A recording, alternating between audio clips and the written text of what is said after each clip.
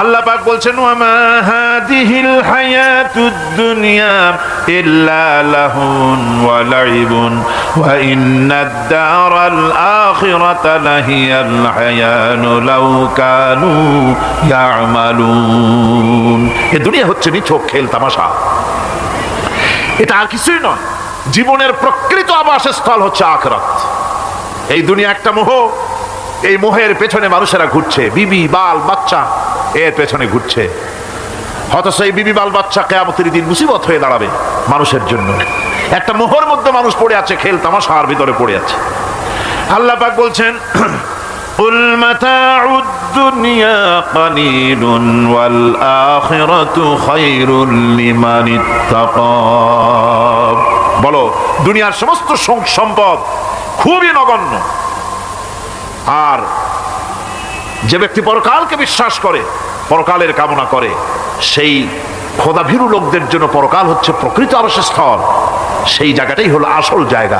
ওই জায়গার জন্য কিছু তৈরি করতে হবে।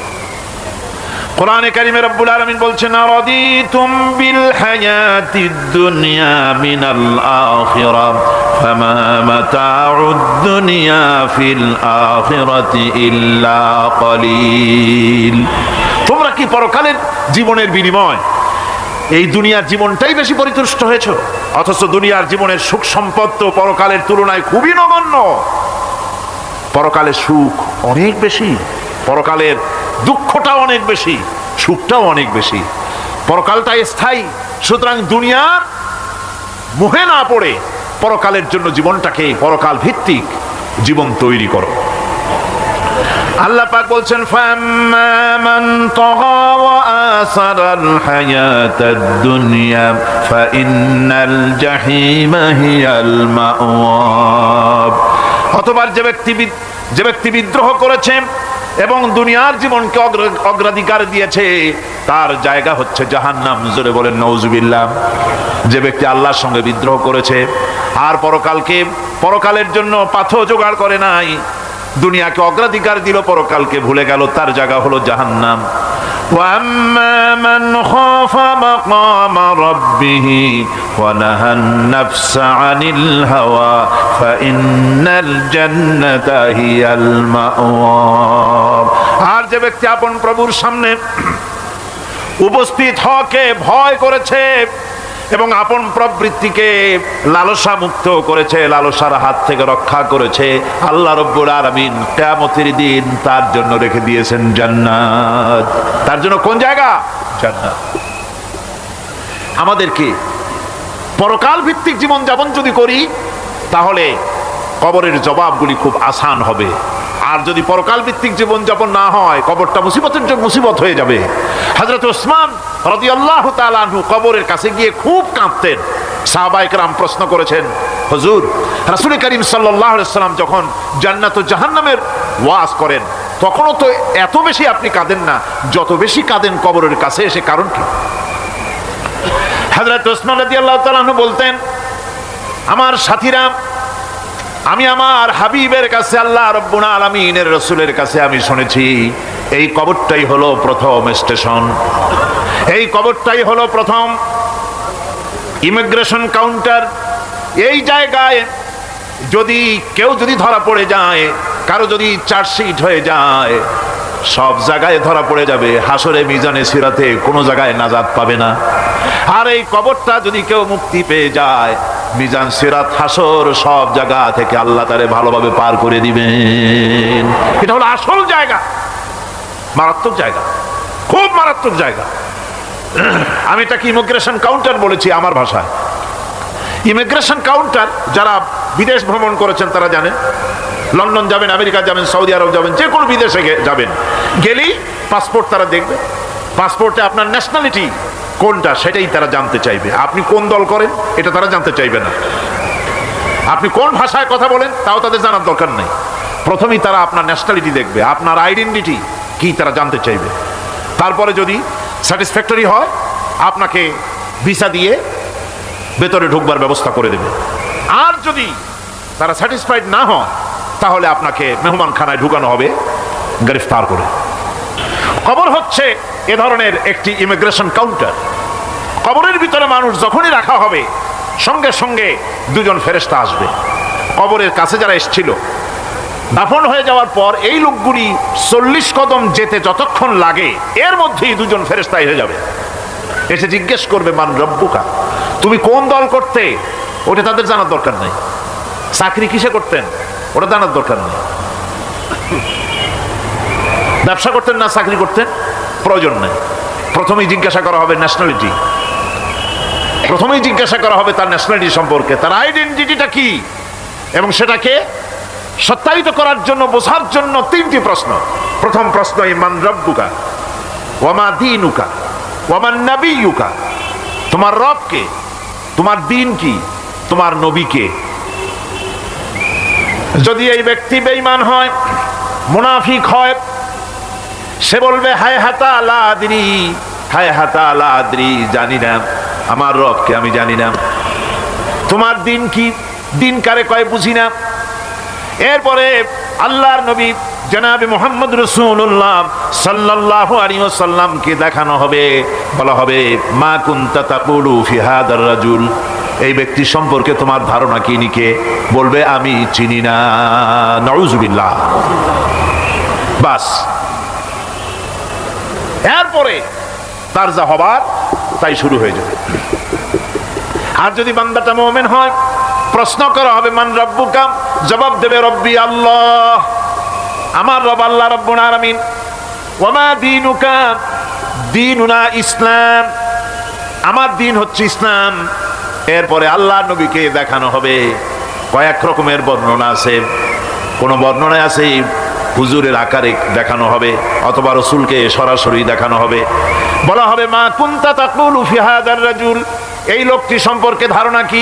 মুমিন ব্যক্তি বলবে হাদা নবিয়ুনা মুহাম্মাদুর রাসূলুল্লাহ সাল্লাল্লাহু আলাইহি ওয়াসাল্লাম, ইনি আমার তো সেই নবী মুহাম্মাদুর রাসূলুল্লাহ সাল্লাল্লাহু আলাইহি ওয়াসাল্লাম। আমরা যেন এই রকমের জবাব দিতে পারি, আল্লাহ কবুল করো। সকলে জোরে কোন আমিন। জবাব হয়ে যাওয়ার পর গায়ব থেকে আওয়াজ আসবে ফাফরিশু বিল জান্নাতি ওয়ালবিসু বিল জান্নাহ, ও আমার ফেরেশতারা আমার এই বান্দাকে জান্নাতের পোশাক পরাইয়া দাও আর কবরটাকে জান্নাতের বিছানা বিছাইয়া দাও।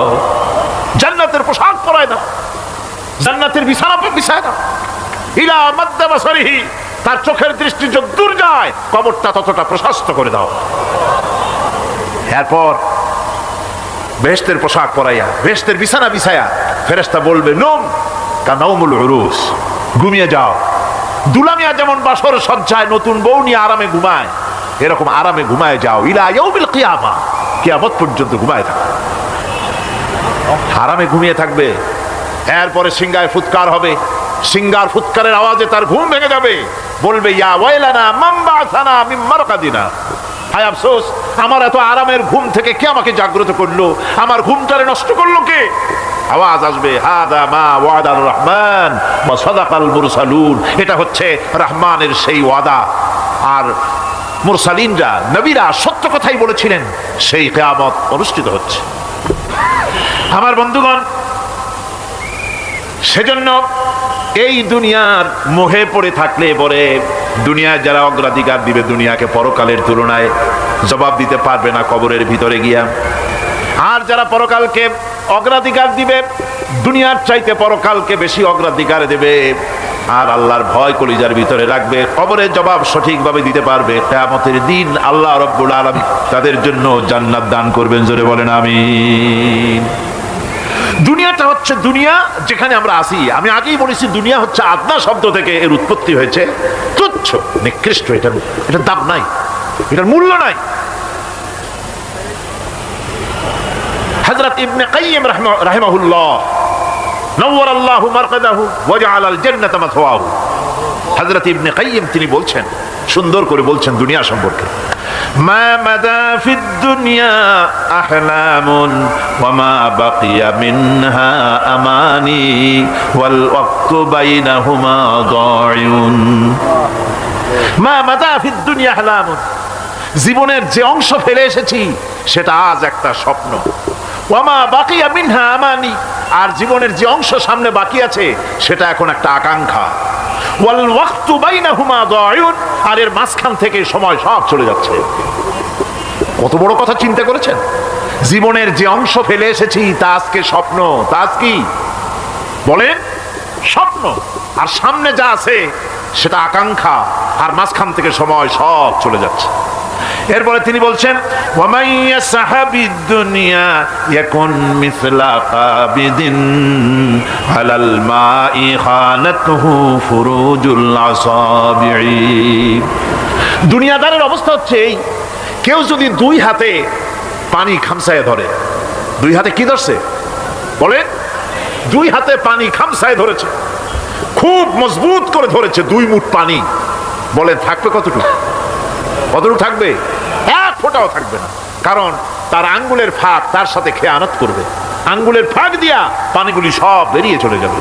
সুতরাং দুনিয়া যারা চায় তারা ঠিক পানি খামসায় ধরলে পানি যেমন হাতের ভেতর থেকে খেয়ানত করে চলে যায়, যারা দুনিয়া চায় দুনিয়াও তাদেরকে এভাবে ফাঁকি দিয়ে চলে যায়। তবুও দুনিয়ার মায়া মানুষের এত বেশি।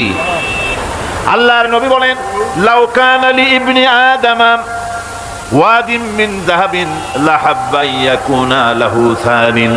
এই পৃথিবীতে যদি কাউকে একটা মাঠ ভরে যদি সোনা দেওয়া যায়, লোকটা বলবে রব্বুল আলামিন আমি যদি আরেকটা মাঠ এরকম সোনা ভরা পেতাম।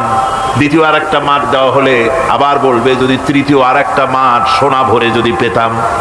নবীজি বলেন ওয়ালা ইয়ামলাউ জাওফু ইবনু আদামা ইল্লা তুরাব। মানুষের পেট 3.5 হাত মাটি ছাড়া, কবরের মাটি ছাড়া মানুষের পেট ভরবে না। আরো চাই, আরো চাই, চাওয়ার কোনো শেষ নাই। মানুষ এভাবে করে দুনিয়ার মহব্বতে এমনি পাগল হয়ে যায়, শুধু দুনিয়ার মহব্বত, পরকালকে বেমালুম ভুলে যায়। আমি কিন্তু কথা বুঝাতে চাই নাই যে পরকালের মহব্বতে, পরকালের ভয়তে বা পরকালের জন্য দুনিয়া আপনি বাজার ঘাট বেচা কিনা ব্যবসা বাণিজ্য সবকিছু ভুলে যান, না তা নয়। ভুল বোঝার কোনো কারণ নাই। পরকালকে অগ্রাধিকার দিতে হবে, মানে দুনিয়াটা চিরস্থায়ী জায়গা নয়। চিরস্থায়ী হচ্ছে কোনটা? আখেরাত। চিল্লা এখন কোনটা? সুতরাং এখানে যা করতে হবে আখেরাতে জবাবদিহিমূলক জীবনযাপন করতে হবে। আপনি ব্যবসা করবেন, ওজনে কম দিতে পারবেন না। আপনি খাদ্যে ভেজাল দিতে পারবেন না, চুরি করতে পারবেন না, ডাকাতি করতে পারবেন না, জেনা করতে পারবেন না, বদমাশি করতে পারবেন না, মদ খেতে পারবেন না, সন্ত্রাসী হতে পারবেন না, হাইজ্যাকার হতে পারবেন না, চাঁদাবাজ হতে পারবেন না, মুনাফাখোর হতে পারবেন না, আপনি চোরা কারবারি হতে পারবেন না, ঘুষখোর হতে পারবেন না, সুদখোর হতে পারবেন না। এই সব কাজ পরকালকে বিশ্বাস করলেই এ সমস্ত কাজ থেকে মানুষ বিরত থাকতে পারে। কথা ঠিক কিনা? এটাই হচ্ছে। সুতরাং এই পৃথিবী থাকবে না, এটা কি চিরকাল থাকবে না? এর একটা পরিসমাপ্তি ঘটবে। যেমন করে সারা বছর লেখাপড়া করার পর কলেজে, বিশ্ববিদ্যালয়, মাদ্রাসায়, হাই স্কুলে সব জায়গায় সারা বছর লেখাপড়া করার পর যেমন পরীক্ষা দেওয়ার একটা দিন আসে, সারা বছর ব্যবসা করার পর হিসাব নিকাশ করার যেমন একটা সময় আসে, সারা মাস চাকরি করার পর বেতন পাওয়ার যেমন একটা দিন আসে, সারা জীবন চাকরি করার পর পেনশন পাওয়ার যেমন একটা সময় আসে, অনুরূপভাবে এই দুনিয়া যেদিন শেষ হয়ে যাবে, আল্লাহ নির্ধারিত সময় শেষ হয়ে যাওয়ার পর একটা সময় আসবে যখন আল্লাহ রব্বুল আলামিন সব শেষ করে দিবেন, লন্ডভন্ড হয়ে যাবে, কিছুই থাকবে না। কোরআনে কারিমে আল্লাহ সব বলেছেন, কোরআনে সব আল্লাহ বলে দিয়েছেন। আল্লাহ পাক বলেন এই পৃথিবীর সব কেমন ভাবে ধ্বংস হবে তার চিত্র আল্লাহ পাক কোরআনে কারিমে তুলে ধরেছেন। ইযাস সামাউ ফাতারাত ওয়া ইযাল কাওয়াকিবু তাসারাত ওয়া ইযাল বিহারু ফুজ্জিরাত ওয়া ইযাল কুবুরু বু'সিরাত। যখন আকাশসমূহ দীর্ণ বিদীর্ণ হয়ে যাবে, তারকাগুলি বিক্ষিপ্ত হয়ে ছিটকে পড়বে, আর সমুদ্রগুলি উচ্ছ্বসিত হয়ে পড়বে, কবরগুলি সব তার ভেতরে যা আছে উদ্গীরণ করে দেবে, তারকাগুলি স্থিমিত হয়ে যাবে। এরপরে সমস্ত আকাশগুলি কাতাইয়্যিস সিজিল্লি লিল কুতুব, কিতাবের পৃষ্ঠার মতো একটার পরে একটা ঠাস ঠাস করে পড়তে থাকবে, চূর্ণ বিচূর্ণ হয়ে ভেঙে চুরে একাকার হয়ে যাবে। পাহাড়গুলিকে উড়িয়ে দেওয়া হবে, চন্দ্র এবং সূর্য একাকার হয়ে যাবে। আল্লাহ রাব্বুল আলামিন বলেন ফাইযা বারিকাল বাসার ওয়া খাসাফাল কমার ওয়া জুমিআশ শামসু ওয়াল কমার।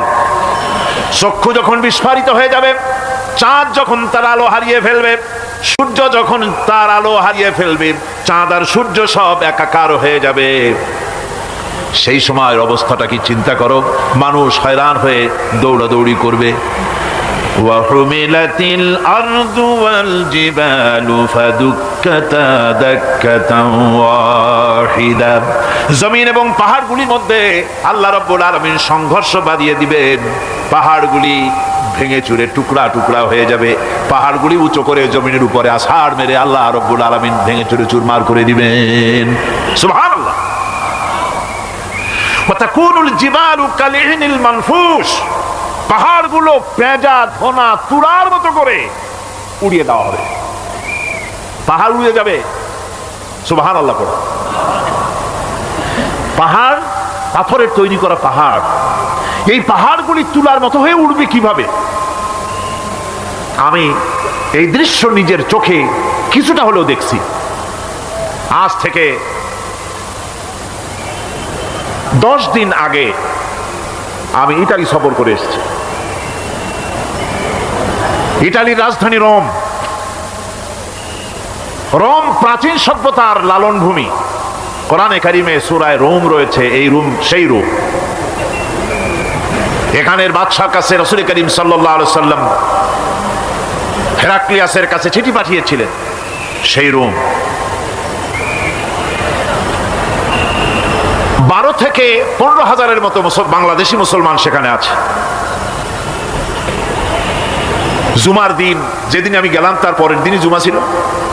জুমার নামাজ পড়লাম ভ্যাটিকানের কাছেই বিশাল মসজিদ। ইউরোপের ভিতরে সবচাইতে বড় মসজিদ এটা। রোম ইসলামের দুশমনদের রাজধানী। সেইখানে যখন আযান হচ্ছে আশহাদু আন্না মুহাম্মাদার রাসূলুল্লাহ, আমার অনুভূতির কথা আপনাদেরকে বোঝাতে পারবো না। কি অনুভূতির সৃষ্টি হয়েছে আমার ভেতরে। ভ্যাটিকানের পোপ এক পাশে, কিছু দূরেই ভ্যাটিকান। ওটা হচ্ছে গোটা পৃথিবীর সমস্ত খ্রিস্টানদের কাবা, ভ্যাটিকান। তার পাশেই বিশাল মসজিদ। সেখানে নামাজ পড়লাম। চিন্তার ভেতরে আসলো আল্লাহ রাব্বুল আলামিন তার হাবিবের নাম, তার তাওহীদ, তার রিসালাতকে কিভাবে বিশ্বময় ছড়িয়ে দিলেন। আবু জাহেল চাইছিল মুহাম্মদ সাল্লাল্লাহু আলাইহি ওয়াসাল্লামকে স্তব্ধ করে দেবে মক্কার জীবনেই।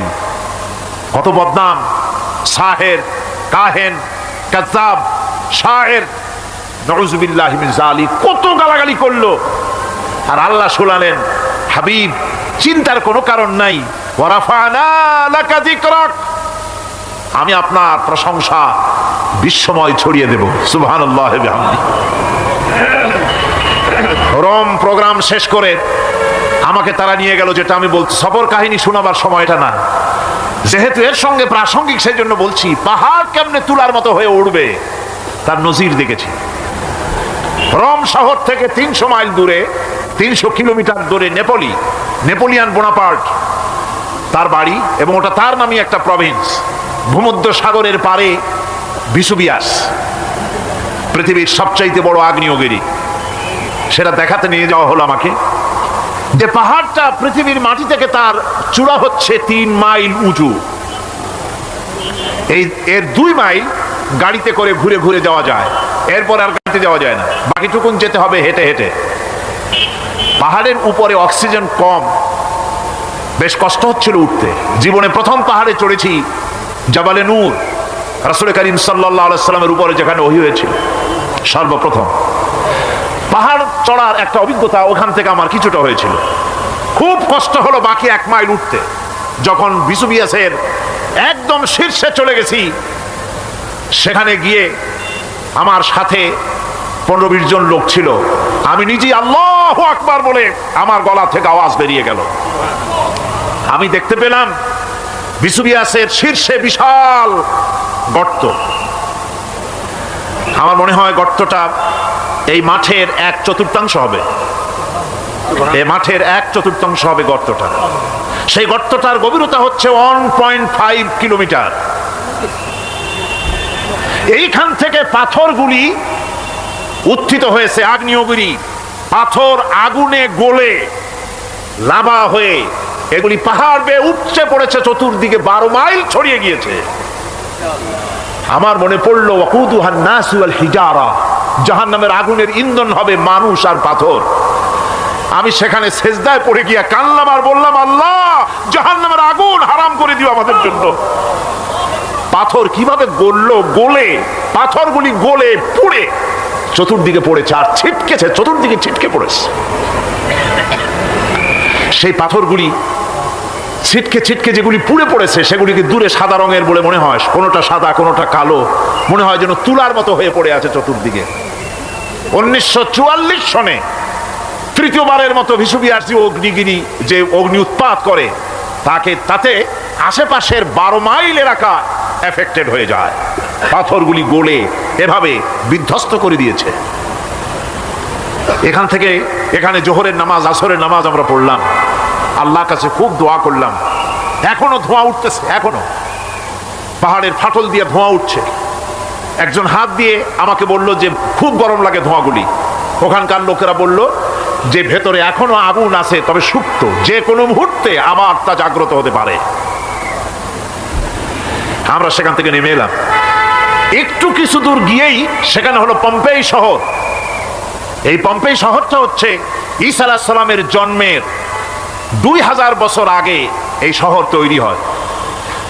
ঈসা আলাইহিস সালামের জন্মের 179 বছর পর ভূমিকম্প হয়। সেই ভূমিকম্পে গোটা পম্পেই শহরটা পৃথিবীর মানুষের চোখের আড়াল হয়ে যায়, ধ্বংস হয়ে যায়, মাটির তলায় গরক হয়ে যায়। আজ থেকে 200 বছর আগে মাটি খনন করতে গিয়ে এই শহর আবিষ্কৃত হয়। পুরা শহরটা খুঁড়ে তারা বের করেছে। 180 হেক্টর জমিনের উপরে এই বিশাল শহর। ঘুরে ঘুরে দেখলাম, গাড়ি চলে না সেখানে, পায়ে হেঁটে দেখতে হলো। প্রশস্ত রাস্তা। আজ থেকে 4000 বছর আগের মানুষেরা রাস্তা বানাতে জানতো পাথর দিয়ে, এবং রাস্তার দুধারে তাদের ছিল ফুটপাত, পানির ব্যবস্থা, নগরায়নের সব রকমের সুযোগ সুবিধা। তারপরে সেখানে বিচারালয়, এরপরে দোকানপাট, বাজারঘাট, সবকিছুর ব্যবস্থা রয়েছে। বিশাল বিশাল পাথরগুলি দিয়ে পিলার তৈরি করা। ভাবলাম এই পিলারগুলি, এই পাথরগুলি তারা কিভাবে ক্রেন ছাড়া এত উপরে উঠালো কি করে, আমার মাথায় আসলো না। পাথর কেটে কেটে সুন্দর সুন্দর অঙ্কন শিল্প তারা করেছে। এরপরে ঘুরতে ঘুরতে বাদশার রাজার বাড়িতে গিয়ে ঢুকলাম। সেখানে গিয়ে দেখলাম উলঙ্গ এত মূর্তি পাথরের তৈরি করা। পাথর কেটে কেটে দেওয়ালে যৌন মিলনের এমন কোন অশ্লীল ছবি নাই যা তারা সেখানে তৈরি করে নাই। উলঙ্গ মূর্তি আর উলঙ্গ যৌন মিলনের অসংখ্য ছবি দিয়ে এই এলাকা ভরা। তখন আমি বুঝলাম আল্লাহর গজব হওয়ার কারণটা কি, এই শহরটা মাটির নিচে গরক হয়ে যাওয়ার কারণটা কি। আল্লাহ পাক জেনা ব্যভিচার যে দেশে বেশি হয় আল্লাহ পাক বরদাস্ত করেন না। দুশ্চরিত্র যে দেশের মানুষ দুশ্চরিত্র হয়ে যায়, জেনা ব্যভিচার বেশি হতে থাকে, আল্লাহ গরক করে দেন, গজব দেন। এই গজব এক এক সময় এক এক রকমের হয়ে আসে। কখনো মাটির নিচে দাবায় দেন, কখনো মহামারী, কোনো দেশে কলেরা, কোনো দেশে জলোচ্ছ্বাস, কোথাও ভূমিকম্প, আর সর্বশেষ এই জেনা ব্যভিচারের জন্য আল্লাহ পাকের চূড়ান্ত, এই যৌনতার অশ্লীলতার জন্য চূড়ান্ত গজব বর্তমান বিশ্বের জন্য এইডস। আল্লাহ পাক এই গজব দিয়েছেন। বন্ধুগণ, আমি সেই জায়গা, আমি সেখানে যা দেখলাম, যে আল্লাহ পাক পাহাড়গুলিকে কিভাবে উড়াবেন এটা অস্বীকার করার কোনো উপায় নাই। বিশ্বাস তো করতামই, তবে হযরত ইব্রাহিম আলাইহিস সালাম যেমন বলেছিলেন, রব্বি আরিনি কাইফা তুহিল মাউতা, হে আল্লাহ তুমি মরাকে চিন্তা করবা কেমনে। আল্লাহ পাক বলেন, আওয়ালাম তুমিন, তুমি বিশ্বাস করো না? ইব্রাহিম আলাইহিস সালাম বললেন, বালা, অবশ্যই বিশ্বাস করি, ওয়ালাকিন লিয়াতমাইন্না কলবি, যদি চোখে দেখতাম তাহলে আমার অন্তরাত্মা খুব ঠান্ডা হতো। আল্লাহ রাব্বুল আলামিন চোখে দেখাই দিলেন জিন্দা কেমনে মুর্দা হবে, মুর্দা কেমনে জিন্দা হবে, আল্লাহ দেখাই দিলেন। পাহাড় উড়াই দিবেন আল্লাহ রাব্বুল আলামিন। একথা কলিজার মধ্যে, এটার উপর ঈমান বিশ্বাস, কিন্তু আল্লাহ চোখে দেখাইছেন, ঈমান আরো মজবুত হয়েছে, যা ছিল আরো মজবুত হয়েছে। সুবহানাল্লাহ। আল্লাহর ভয়তে কলিজা কেঁপেছে। আমি পাহাড়ের উপরে কেঁদেছি, যার যার হয়ে কেঁদেছি।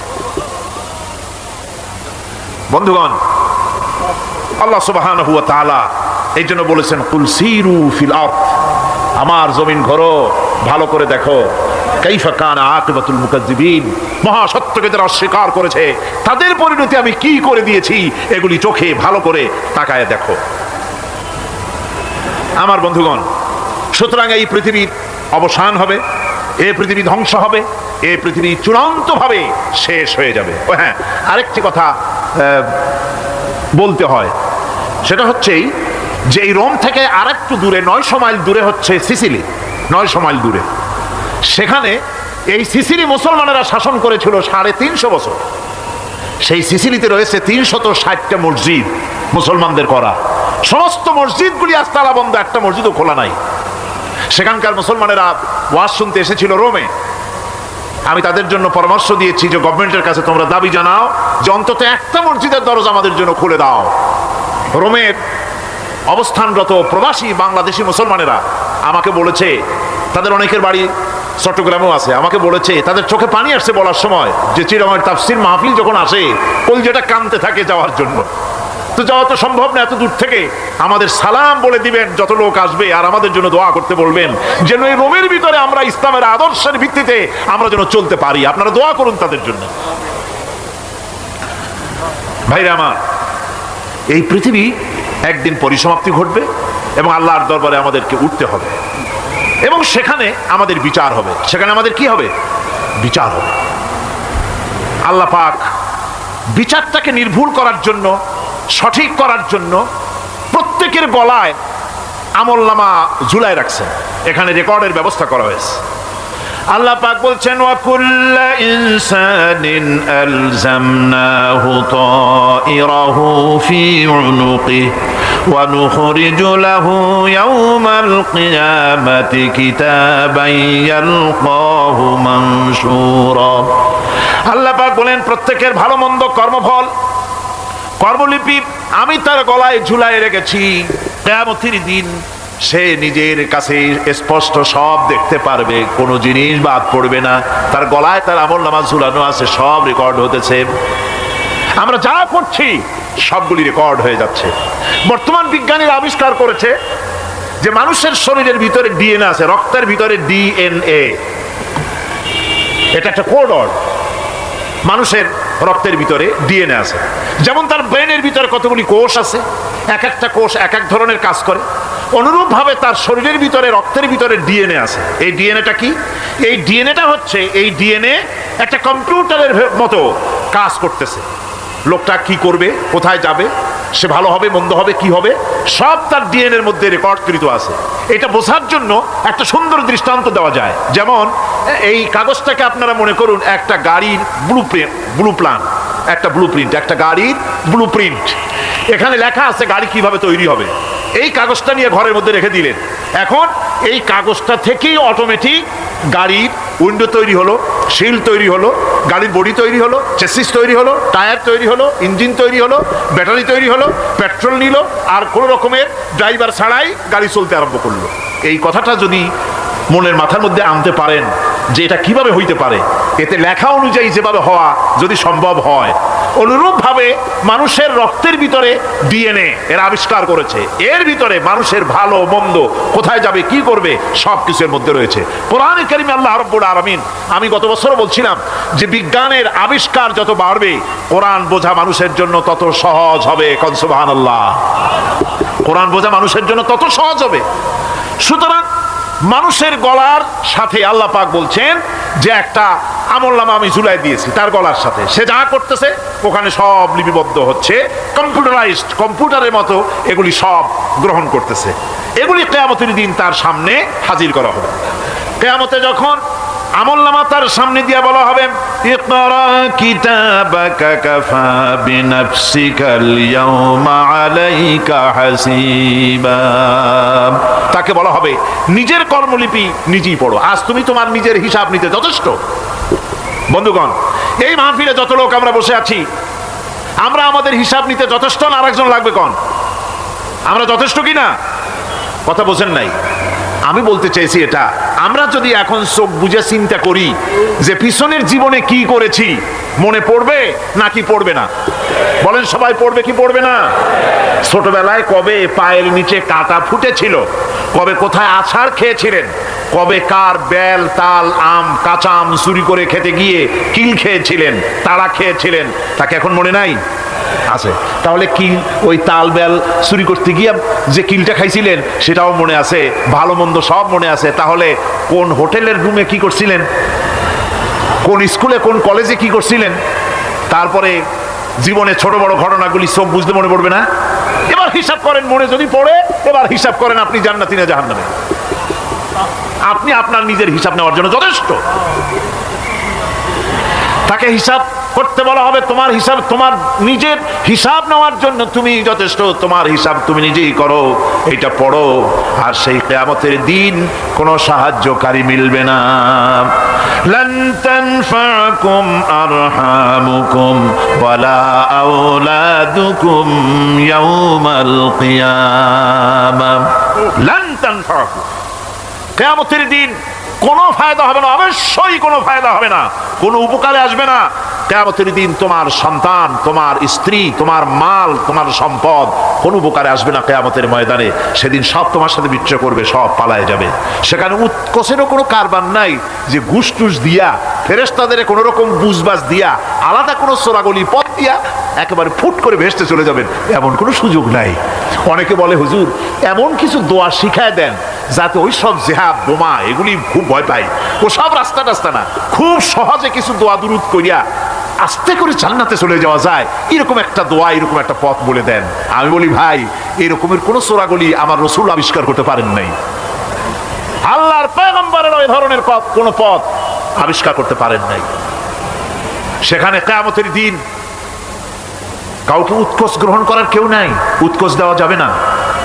আর উৎকোষ দিবি না কি, আপনার কাছে কিছু নাইও, থাকলেও নেওয়ার কেউ নাই। এই দুনিয়ায় ফাঁকিবাজি করে বহুত কিছু করা যায়, কিন্তু কিয়ামতের মাঠে এগুলি কিছুই চলবে না। اليوم لا ينفع مال ولا بنون। কিয়ামতের দিন ধন সন্তান সন্ততি আর সম্পদ কোনো কাজে লাগবে না। সেদিন শুধু আমল, আমল যদি ভালো হয় কাজে লাগবে, আমল খারাপ হবে সব শেষ হয়ে যাবে। আল্লাহ রাব্বুল আলামিন নবীজিকে ডেকে বলেছেন, নবী আপনি বলেন, কুল মা কুনতু বিদআম মিনার রাসূল, আপনি বলুন আমি কোন নতুন রাসূল নই, আমার আগে অনেক নবী রাসূল পৃথিবীতে এসেছেন, তারা বিদায় হয়ে গেছেন। আমি জানি না কিয়ামতের দিন আল্লাহ রাব্বুল আলামিন আমার সাথে কি ব্যবহার করবেন, আর আমি এও জানি না যে কিয়ামতের দিন আল্লাহ পাক তোমাদের সাথে কি ব্যবহার করবেন।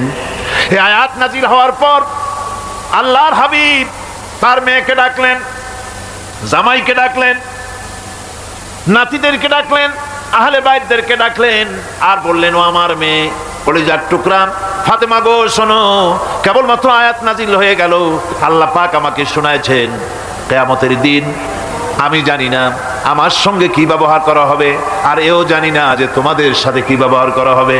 ও আমার কলিজার টুকরা মেয়ে ফাতেমা, কিয়ামতের দিন মুহাম্মদ সাল্লাল্লাহু আলাইহি সাল্লামের মেয়ে এই হিসাবে তোমার নাজাতের ফয়সালা হবে না। ও আমার কলিজার টুকরা নাতি হাসান আর হোসেন, কিয়ামতের দিন মুহাম্মদ সাল্লাল্লাহু আলাইহি সাল্লামের নাতি হিসাবে ফয়সালা হবে না। ও আমার জামাই হযরতে আলী, কিয়ামতের দিন আমার জামাই হিসাবে নাজাতের ফয়সালা হবে না। আমল যদি ভালো হয় ফয়সালা ভালো হবে, জান্নাতে চলে যাবে। আমল যদি খারাপ হয় কার নাতি কার জামাই দেখা হবে না। সুবহানাল্লাহ, কঠিন কিয়ামতের মাঠ। এই পরকালের বিশ্বাস যদি কলজার মধ্যে ঢোকে মানুষ ভালো হয়ে যাবে। কোন সুবহানাল্লাহ। আপনাদের দৃষ্টিতে পারবে, কথার জবাব যে দিলেন না। পুলিশে কি মানুষের চরিত্র ভালো বানাইতে পারবে? পুলিশের চরিত্র ভালো বানাবে কেটা, সেটাই তো কথা। মানুষের চরিত্র যাতে ভালো থাকে, মানুষের জন্য খারাপ কাম না করে সেজন্য পুলিশ, পুলিশ যাতে খারাপ কাম না করে সেজন্য আরো একটা ডিপার্টমেন্ট আছে না, তারা যাতে খারাপ কাজ না করে সেজন্য আর একটা আছে। এন্টি করাপশনের আবার এন্টি করাপশন আছে, তার উপর আবার এন্টি করাপশন আছে, এন্টিটার অভাব নাই। সুতরাং পুলিশ দিয়া, বিডিআর দিয়া, আর্মি দিয়া মানুষের, দেশের, জাতির চরিত্র ভালো বানানো যায় না। রাসূলুল্লাহ এ দিয়ে বানান না, এটা ইসলামের নিয়ম নয়। পুলিশ দিয়া, আর্মি দিয়া দেশের মানুষের চরিত্র ভালো বানানো যায় না। চরিত্র ভালো বানানো যায় কেবলমাত্র পরকালের ভয় দিয়া। কি কিসের ভয় দিয়া? ওই যে মক্কার জীবনে ওই সমস্ত মানুষগুলি যারা চুরি করত, ডাকাতি করত, জিনা করত, বদমাশি করত, যারা শয়তানি করত, যারা মানুষকে খুন করত, এই মানুষগুলি এত ভালো হয়ে গেল, যারা চুরি ছেড়ে দিল, ডাকাতি ছেড়ে দিল, জিনা ব্যভিচার ছেড়ে দিল, এত ভালো হয়ে গেল, পৃথিবীর মধ্যে সেরা মানুষ তারা হয়ে গেলেন। জোরে বলেন সুবহানাল্লাহ। নবীর সাহাবীরা পৃথিবীর শ্রেষ্ঠ সন্তান, নবীর সাহাবীরা পৃথিবীর সেরা মানুষ, তাদের চাইতে সেরা মানুষ নবীদের পরে আর কেউ হতে পারে না। জোরে কোন সুবহানাল্লাহ। নবীর পরে পৃথিবীতে শ্রেষ্ঠ মানুষ কারা? সাহাবায়ে কেরাম রিদওয়ানুল্লাহি তাআলা আলাইহিম আজমাইন। ওনারা তো কুফরের মধ্যে ছিলেন, শিরকের মধ্যে ছিলেন, চুরি ডাকাতি জিনা ব্যভিচার এমন কোনো পাপ নাই যা করা হয়নি। তারপরে যখন আল্লাহর নবীর কাছ থেকে তাওহীদ, রিসালাত ও আখিরাতের দাওয়াত পেলেন, কি সোনার মানুষ এক একজন হয়ে গেলেন। সুবহানাল্লাহ। যারা ছিলেন নারীর সতীত্বের জম, তারা হয়ে গেলেন নারীর সতীত্বের পাহারাদার। যারা মানুষের মাল চুরি করত, ডাকাতি করত, তারা রাতভর মানুষের মালের পাহারা দিল, মানুষের রক্তের পাহারা দিল। সুবহানাল্লাহ ওয়া বিহামদিহি। রক্ত সম্পদের পাহারা দিল। রাসূল বললেন, খায়রুল কুরুনে কারনি, সর্বশ্রেষ্ঠ যুগ তো আমার যুগ। বন্ধুগণ, এরপরে একটা জীবন আসবে ওই কিয়ামতের ময়দানে। এই পরকালের বিশ্বাসটা গুরুত্বপূর্ণ ব্যাপার, আমাদের সব কিছুর হিসাব দেওয়া লাগবে। আল্লাহ পাক বলেন, ইন্নাস সামআ ওয়াল বাসারা ওয়াল ফুআদা কুল্লু উলাইকা আনহু মাসউলা। নিঃসন্দেহে মানুষের শ্রবণ শক্তি, দর্শন শক্তি এবং তার অন্তঃকরণের কল্পনা সম্পর্কে আল্লাহ রাব্বুল আলামিনের কাছে জিজ্ঞাসিত হতে হবে। কান দিয়া কি করেছিলা, চোখ দিয়া কি করেছিলা, মুখ দিয়া কি করেছিলে, হাত দিয়ে কি করেছিলে, সবকিছুর জবাব আল্লাহ রাব্বুল আলামিনের কাছে দিতে হবে। সবটার জবাব দিতে হবে, কোনো কিছু বাদ যাবে না। এমনকি মনের ভিতরে যে কল্পনা আমরা করি, এই কল্পনার হিসাব আল্লাহর দরবারে দিতে হবে। কোরআনে কারীম বলছে, ওয়া ইন তুবদু মা ফি আনফুসিকুম আও তুখফুহু ইউহাসিবকুম বিহিল্লাহ। মনের ভিতরে তুমি যেটা কল্পনা করো সেটা প্রকাশ করো, অথবা তুমি গোপন রাখো, যাই তুমি করো না কেন, আল্লাহ রাব্বুল আলামিন এর হিসাবও তোমার কাছে নেবেন।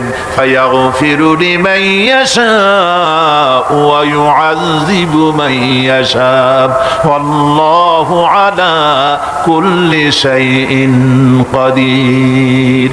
মহান আল্লাহ পাক বলেন, করার পর তোমার মনের ভিতরে কি কল্পনা করেছিলে ওইটার হিসাব আমি নেব। হিসাব নেওয়ার পর যারে খুশি ক্ষমা করে দেব, যাকে খুশি শাস্তি প্রদান করব। সবকিছুর উপরে আল্লাহ রব্বুল আলামিন শক্তিমান, সব তিনি করতে পারেন, সমস্ত কুদরত রয়েছে তার।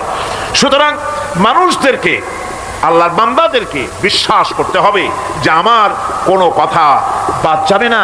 কথাগুলি রেকর্ড হচ্ছে, কথা রেকর্ড হচ্ছে। আমি যে ওয়াজ করতেছি এই কথাগুলি রেকর্ড হচ্ছে নাকি হচ্ছে না? অনেক টেপ রেকর্ডার রেকর্ড হচ্ছে, অডিও ভিডিও হচ্ছে। আজ থেকে 50 বছর পর যদি এই রেকর্ড বাজানো হয়, আমাকে যদি বলা হয় যে আপনি অমুক জায়গায় অমুক কথা বলেছেন, আমি যদি বলি না আমি কথা বলি নাই, তারপরে যদি রেকর্ড বাজানো হয়, তাহলে আমি কথা যে বলি নাই যদি বলি, তাহলে এটা ধরা পড়বে না? সেখানে ধরা পড়বে না? তাহলে এই মানুষের কথা প্লাস্টিকের ফিতায় রেকর্ড করে 50 বছর, 100 বছর, 200 বছর, 500 বছর যদি প্লাস্টিকের ফিতায় এটাকে চলচ্চিত্র করে অথবা টেপ রেকর্ডারে করে যদি ধরে রাখা যায়, এই বুদ্ধিটা কে দিলেন কত দেখি? সবাই কন্যা, এই বুদ্ধিটা দিলেন কে? যে আল্লাহ রাব্বুল আলামিন মানুষের মাথায় বুদ্ধি দিলেন, যার দ্বারা সে মানুষের কথাবার্তা, অ্যাক্টিভিটিস সব ধরে রাখতে পারে। সেই আল্লাহ রাব্বুল আলামিন বুঝি আপনার আমার কথা এবং আপনার আমার অ্যাক্টিভিটিসকে তিনি বুঝি ধরে রাখতে পারবেন না কিয়ামত পর্যন্ত? পারবেন কি না? সেজন্য রব্বুল আলামিন বলেন, মা ইয়ালফিযু মিন কাওলিন ইল্লা লাদাইহি রাকীবুন আতীদ। সমস্ত কথা রেকর্ড হচ্ছে। সুবহানাল্লাহ কোন জোরে! সমস্ত কথা রেকর্ড হচ্ছে, একটা কথাও বাদ যাবে না। মুখ আছে বলি কথা বলবেন তা না, হিসাব করে কথা বলতে হবে। গীবত গাওয়া যাবে না, মিথ্যা কথা বলা যাবে না, মিথ্যা ওয়াদা করা যাবে না। মিথ্যা ওয়াদার তো মৌসুম এসে গেছে। কি কোন বোঝেন কথা? হ্যাঁ, মিথ্যা ওয়াদার মৌসুম এসে গেছে। এখন মৌসুমে বাহার, মিথ্যা বলার। কত সুন্দর সুন্দর ওয়াদা, সোনা দিয়া রাস্তা বানাই দেবো, অভুক্ত মানুষদের বলা হয় না খেয়ে মরবেন না, কিন্তু কি খেয়ে মরবে তাও কয় না। আমরা যদি যাইতে পারি তাহলে মটকির মতো রসগোল্লা বানাই দেব, গরুর গাড়ির চাকার মতো জিলাপি বানাই দেব, খাইতে গিয়ে হা করে চিত হয়ে থাকবে। কত রঙিন রঙিন কথা, মিথ্যা ওয়াদার সময় শেষ। ভাইরা আমার, পরকাল যদি বিশ্বাস করে সেই ব্যক্তি কিছুতেই মুখ আছে বলেই যা খুশি বলবে না, পরনিন্দা করবে না, পরচর্চা করবে না, হাত আছে বলেই যা তা লিখবে না। ঘটনা হইল একটা লিখলো আর একটা, কলম একটা আছে বলেই যা খুশি তা লেখা যায় না, মুখ আছে বলেই যা খুশি তা বলা যায় না, চোখ আছে বলেই যা খুশি তা দেখা যায় না। গরু খাওয়া জায়েজ করা হয়েছে বলে গরুর লেজ থেকে মাথা পর্যন্ত পাইকারি ধরে সব খাওয়া যায় না। গরু খাওয়া হারাম না হালাল? হালাল। পাইকারি দরে লেজ থেকে মাথা পর্যন্ত সব খাওয়া হালাল না। ওর মধ্যে আল্লাহ কিছু হারাম রেখে দিছে, সেগুলোকে বাইসে খাইতে হবে। আল্লাহ দেখতে চান পাইকারি দরে জমের খাওয়া খাও না আমার হারামগুলি বাদ দিয়ে খাও, নিষেধ করাগুলি বাদ দিয়ে খাও। মুখ আছে বলেই যা খুশি তা বলা যাবে না, কান আছে বলেই যা খুশি তা শোনা যাবে না, চোখ আছে বলেই যা খুশি তা দেখা যাবে না, হাত পা আছে বলেই যা খুশি তা করা যাবে না। সবটার পেছনে আল্লাহ রাব্বুল আলামিনকে ভয় করা লাগবে। মহান আল্লাহ রাব্বুল আলামিন বলে, বান্দারে তোমার সমস্ত কার্যাবলী এমনকি তোমার চাহনিটা পর্যন্ত কার দিকে কি নিয়তে তাকাইছো কেউ জানে না, আমি আল্লাহ রাব্বুল আলামিন জানি। ওয়া ইয়ালামু খায়িনাতাল আয়ুনি ওয়া মা তুখফিস সুদূর। তোমার অন্তঃকরণ কি জিনিস গোপন করে আর তোমার চক্ষু কি লুকোচুরি খেলে আমি টের পাই। সুবহানাল্লাহ বিহামদি। চশমার ফাঁক দিয়া কি দেখো, তারে দেখো, কি নজরে দেখো, সানগ্লাস পরিয়া কেউ ঠিক পায় না, আমি ঠিক পাই। সুবহানাল্লাহ, জোরে কান সুবহানাল্লাহ। সুতরাং চোখের নজরের হিসাব হবে, হাতের কাজের হিসাব হবে, পায়ের চলার হিসাব হবে, আপনার বলার হিসাব হবে, মুখে যা বলেছেন যা করেছেন হাত পাও দিয়ে যা করেছেন সবকিছুর হিসাব হবে কিয়ামতের দিন। আল্লাহর দরবারে সবকিছু উপস্থিত হবে, কোন জিনিস বাদ পড়বে না। ফামান ইয়ামাল মিসকালা যাররাতিন খায়রান ইয়ারা ওয়া মান ইয়ামাল মিসকালা যাররাতিন শাররান ইয়ারা। ছোট্ট একটা ভালো কাজ যদি করো তাও হাজির করা হবে, সামান্যতম ভালো কামও তোমার বাদ পড়বে না। আর ক্ষুদ্রতম কোনো খারাপ কাজ করলে তাও উপস্থিত করা হবে, সব তোমার সামনে, কোনো জিনিস বাদ পড়বে না, সব দেখতে পাবে কিয়ামতের দিন। ভালো কাজটাও আর খারাপ কাজটাও আল্লাহর কাছে সেদিন আল্লাহ পাক মানুষের সামনে উপস্থিত করে দিবে। আল্লাহ পাক বলছেন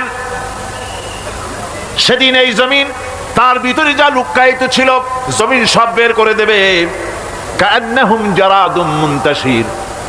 টিড্ডি ফড়িংগুলি পোকাগুলি মাটির থেকে যেমন বেরোয়, এ মাটির ভিতরে যা আছে কিয়ামতের দিন সব মাটি বের করে দেবে। ইযা যুলজিলাতিল আরদু জিলজালাহা ওয়া আখরাজাতিল আরদু আসকালাহা ওয়া ক্বালাল ইনসানু মা লাহা।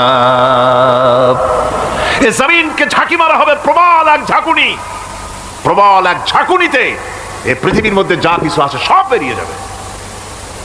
সুবহানাল্লাহ কইতে ইচ্ছা করে না মিয়ারা? এক ঝাঁকুনিতে পৃথিবী সব বের করে দেবে। মানুষ হয়রান হয়ে বলবে কি হয়েছে, এ মাটির হলোটা কি? আমার বন্ধুগণ, মানুষ হয়রান হয়ে গিয়ে বলবে মাটির কি হলো? আল্লাহ রাব্বুল আলামিন বলেন ইয়াউমাইদিন তুহাদ্দিসু আখবারাহা বিআন্না রাব্বাকা আওহালাহা। জমিনের উপরে যা ঘটেছে জমিন তা সব বের করে দেবে, সব প্রকাশ করে দেবে। আর এটা এই জন্য হবে যেহেতু তার রবের হুকুম হয়েছে, তার রব হুকুম করেছে বের করে দে। জমিনের ভিতরে আছে যা সব বেরিয়ে যাবে, আকাশ ভেঙে পড়বে, পাহাড় উড়ে যাবে, জমিনের ভিতরে যা আছে সব উপরে চলে আসবে, পৃথিবীতে সব শেষ, কিচ্ছু নাই, আকাশ নাই, পাহাড় নাই, সমুদ্র নাই, সব একাকার, চন্দ্র নাই, সূর্য নাই, তারকা নাই, গ্যালাক্সি নাই, মহাশূন্য নাই, সব শেষ। আল্লাহ রাব্বুল আলামিন সমস্ত ফেরেশতাদেরকে শেষ করে দিবেন, সকলের মওত হয়ে যাবে, কেউ আর থাকবে না, এমনকি হযরতে আজরাইল মালাকুল মউত তিনিও থাকবেন না, সব আল্লাহ রাব্বুল আলামিন মৃত্যু করে দিবেন। এরপরে আল্লাহ রাব্বুল আলামিন একা তিনি বলবেন, ইয়া দুনিয়া আইনা আনহারুকি, এ পৃথিবী তোর সেই সমুদ্রগুলি কোথায়, নদীগুলি কোথায়? ইয়া দুনিয়া আইনা আশজারুকি, হে দুনিয়া তোমার গাছগুলি কোথায়? এত বনানি এত গাছ ছিল। ইয়া দুনিয়া আইনা জিবালুকি, হে পৃথিবী তোর জমিনে যত পাহাড় ছিল পাহাড়গুলি কই? যত স্বৈরাচার ছিল জমিনের উপরে, যারা স্বৈরাচারী মনোবৃত্তি নিয়ে মানুষ ধ্বংস করেছে, দেশ ধ্বংস করেছে, মায়ের বুক খালি করেছে, ওই স্বৈরাচারগুলি কই? কোনো জবাব নাই। আল্লাহ পাকের পরে বলবেন, লিমানিল মুলকুল ইয়াউম, কার রাজত্ব? আজকে রাজত্বটা কার? আল্লাহ তিনবার আওয়াজ দিবেন, আজকে রাজত্ব কার? আল্লাহ পাক যখন তিনবার করে ডাক দিবেন, কোনো জবাব নাই, কোনো জবাব নাই। কে জবাব দেবে? আল্লাহ রাব্বুল আলামিনের সামনে কার ক্ষমতা আছে কথা বলার? কেউ তো নাই, সব শেষ। আল্লাহ পাক বলবেন, লিল্লাহিল ওয়াহিদুল কাহ্হার, একমাত্র পরাক্রমশালী আল্লাহ রাব্বুল আলামিনের রাজত্ব আজ। সেই হাসরের মাঠে আমাদের সকলকে উপস্থিত হয়ে যেতে হবে। কেউ আমরা এখান থেকে বাঁচতে পারবো না, সবাইকে উঠতে হবে। অপরাধীরা সেখানে অসহায় হয়ে যাবে, অপরাধীরা অসহায় হয়ে যাবে। আল্লাহ পাক বলেন, فَإِذَا جَاءَتِ الصَّاخَّةُ يَوْمَ يَفِرُّ الْمَرْءُ مِنْ أَخِيهِ وَأُمِّهِ وَأَبِيهِ وَصَاحِبَتِهِ وَبَنِيهِ, অবশেষে যখন কান ফাটানো আওয়াজ আসবে, এই আওয়াজ সেদিন মানুষ নিজের মা বাপ ভাই বোন সব থেকে বিচ্ছিন্ন হয়ে যাবে, সব একের থেকে আরেকজন পালায় যাবে, হারায় যাবে, কেউ কাউকে আর খুঁজে পাবে না। সেদিন ওই কিয়ামতের মাঠে বিভীষিকাময় দৃশ্য, মানুষ হয়রান হয়ে যাবে। মাথার এক হাত অথবা অর্ধ মাইল অথবা এক বিগত এতটুকুন উপরে ওই প্রকাণ্ড সূর্যটার তাপ আসবে, গুনাহগারের মাথার চান্দি ফেটে গিয়া মগজগুলি গলে গলে নাক কান দিয়ে বেয়ে পড়তে লাগবে, জিহ্বাটা কুকুরের মতো ঝুলে নাভিস্থল পর্যন্ত পড়ে যাবে, মাটিটা সূর্যের উত্তাপে তামার মতো গরম হয়ে যাবে, সারা হাসর জুড়ে আওয়াজ হবে, পানি পানি পানি। মানুষেরা হয়রান হয়ে যাবে। সে হাসরের ময়দানে এই চরম কষ্টের ভিতরে আল্লাহ রাব্বুল আলামিন বলেন, সেদিন দুটো ভাগ হয়ে যাবে। একদল মানুষের চেহারা আলোয় ঝলমল হয়ে যাবে, আর একদল মানুষের চেহারাগুলি কালো হয়ে যাবে। উজুহু ইয়াওমাইদিন মুসফিরাতুন দাহিকাতুন মুস্তাবশিরা ওয়া উজুহু ইয়াওমাইদিন আলাইহা গাবারা। আল্লাহ পাক বলেন, এক শ্রেণীর মানুষের চেহারা হাস্যোজ্জ্বল ঝলমলে হয়ে যাবে, আর এক শ্রেণীর মানুষের চেহারাগুলি কালো হয়ে যাবে। তারহাকুহা কাতারা উলাইকা হুমুল কাফারাতুল ফাজারা। হাস্যোজ্জ্বল, স্বচ্ছন্দপূর্ণ, সুন্দর, উজ্জ্বল ঝলমলে চেহারা হবে ঈমান আনার কারণে, পরকালকে বিশ্বাস করার কারণে, আল্লাহ এবং রাসূলের কথা অনুযায়ী জীবন যাপনের কারণে চেহারাটা উজ্জ্বল হয়ে যাবে। আর আল্লাহর নাফরমানি, রাসূলের নাফরমানি, পরকালকে অস্বীকার করার কারণে কাফেরগুলির চেহারা, মুনাফিকগুলির চেহারা কালো হয়ে যাবে। তাদেরকে আলাদা করে দেওয়া হবে। ওয়ামতাজুল ইয়াওমা আইয়ুহাল মুজরিমুন, মুজরিমদেরকে আলাদা করে দেওয়া হবে, দুইটা ভাগ হয়ে যাবে। এই চরম অবস্থা সৃষ্টি হবে কিয়ামতের ময়দানে। সেদিন রাসূল করিম সাল্লাল্লাহু আলাইহি ওয়াসাল্লাম উম্মতের জন্য সুপারিশ করবেন। সেই সুপারিশ যেন আমাদের করতে পারেন, সেজন্য আমাদেরকে তৈরি করতে হবে, সে ধরনের যোগ্য আমাদেরকে বানাতে হবে। বন্ধুগণ, এই পরকালীন জীবন, এর সম্ভাবনা, এটা যে হবে এবং সেই পরকালে আমাদের সকলকে যে উঠতে হবে, কিয়ামতে আল্লাহর কাছে জীবনের সব কিছুর জবাবদিহি করতে হবে, এই ভীতি সৃষ্টি করতে চায় আল্লাহ পাক মানুষের ভেতরে। আল্লাহ পাকের চাইতে মানুষের কল্যাণকামী আর কেউ আছে? চিল্লায় কোন আল্লাহর চাইতে বিশ্ববাসীর সৃষ্টি জগতের কল্যাণকামী আল্লাহর চাইতে, রাসূলের চাইতে বেশি কেউ কি আছে? সে আল্লাহ পাক সব বলে দিলেন, ওপেন সিক্রেট করে দিলেন, সব গোপন ফাঁস করে দিলেন। কেমনে বিচার হবে, কেমনে কিয়ামত অনুষ্ঠিত হবে, কেমনে কি হবে, সব খুলে খুলে আল্লাহ পাক বলে দিলেন আমাদেরকে ভালো হওয়ার জন্য। কোরআনে কারীম বলছে, লাইসাল বিররা আন তুওয়াল্লু ওয়ুজুহাকুম কিবালাল মাশরিকি ওয়াল মাগরিব। পূর্ব পশ্চিমে মাথা ঘুরানো, সার নত করা, মাথা ঘুরানো, মুখ ঘুরানো, এটাই কিন্তু সৎ কাজ এবং পুণ্যবানের জন্য, পুণ্যবান হওয়ার, সৎ কাজ করার, নেককার হওয়ার জন্য যথেষ্ট নয়, বরং ওয়ালাকিন্নাল বিররা মান আমানা বিল্লাহি ওয়াল ইয়াউমিল আখির। প্রকৃতপক্ষে সৎকারী মুমিন, ভালো কাজ করা, প্রকৃত মুমিন, সত্যিকারের ভালো মানুষ, সত্যিকারের ইমানদার হওয়ার জন্য 10টি কাজ লাগবে। কয়টি কাজ? 10টি কাজ লাগবে। সেই 10টি কাজের একটি কাজ গত বছর আপনাদের খেদমতে আরজ করা হয়েছে, 2টি বলা হয়েছে, বাকি আজকে বললাম আরেকটা, হয়ে গেল 3টা। বাকি আছে কয়টা? 7টা। বাকি আছে আরো 7টা।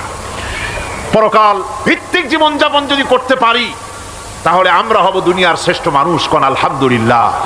আমার দেশ, আমার জাতি, আমার school, college, university, secretariat, cantonment, রান্নাঘর থেকে শুরু করে বঙ্গভবন, দেশের সর্বত্র মানুষের ভেতরে যদি পরকালের জবাবদেহিমূলক জীবনযাত্রার অনুভূতি সৃষ্টি করে দেওয়া যায়, কিয়ামত আছে আর জবাব দিতে হবে আল্লাহর দরবারে। এই পরকালকে এভাবে বিশ্বাস করতে পারলে, ওইভাবে জীবন করতে পারলে দেশ সুখী হবে, সমৃদ্ধশালী হবে, বিপদ দূরীভূত হবে, অন্ধকারের আমানিশা দূর হয়ে গিয়ে পৃথিবীতে আবার সুন্দর সূর্য উদিত হবে।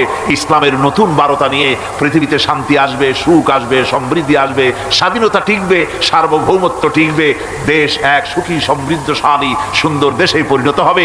বাংলাদেশ হবে পৃথিবীর একটা আদর্শ দেশে পরিণত হয়ে যাবে, যদি এই কথাগুলি আমরা বিশ্বাস করি আর আমল করে চলতে পারি। আল্লাহ পাক যেন সে তৌফিক আমাদের দেন। সকলে বলি আমিন। সকলে কোন আমিন। মুনাজাত হবে, দাঁড়ানো ভাইরা বসে। মুনাজাত হবে, দাঁড়ানো ভাইরা সকলে বসে। আল্লাহুম্মা ربنا ظلمنا أنفسنا وإن لم تغفر لنا وترحمنا لنكونن من الخاسرين ربنا لا تزغ قلوبنا بعد إذ هديتنا وهب لنا من لدنك رحمة إنك أنت الوهاب। হে আল্লাহ তাআলা, হাজার হাজার মুসলমান নরনারী দীর্ঘক্ষণ ধরে তোমার কোরআনে কারিমের আলোচনা শুনেছি, দরুদ ও সালাম পড়েছি, জিকির আজগার করেছি। মেহেরবানি করে সওয়াবটুকুন জনাবে মুহাম্মদুর রাসূলুল্লাহ সাল্লাল্লাহু আলাইহি ওয়াসাল্লামের রূহ মুবারকে পৌঁছায় দাও। হে আল্লাহ তাআলা, তাম পৃথিবীর মাটির নিচে যত মুমিনাত শুয়ে আছেন তাদের আরওয়ার পরে সওয়াব পৌঁছায় দাও। রব্বুল আলামিন, আমাদের মধ্য থেকে মা বাপ যাদের দুনিয়া থেকে বিদায় হয়ে গেছে, কবরগুলিকে জান্নাতের টুকরা বানায়া দাও। রব্বির হামহুমা কামা রব্বায়ানি সগীরা। সকলে পড়েন, রব্বির হামহুমা কামা রব্বায়ানি সগীরা।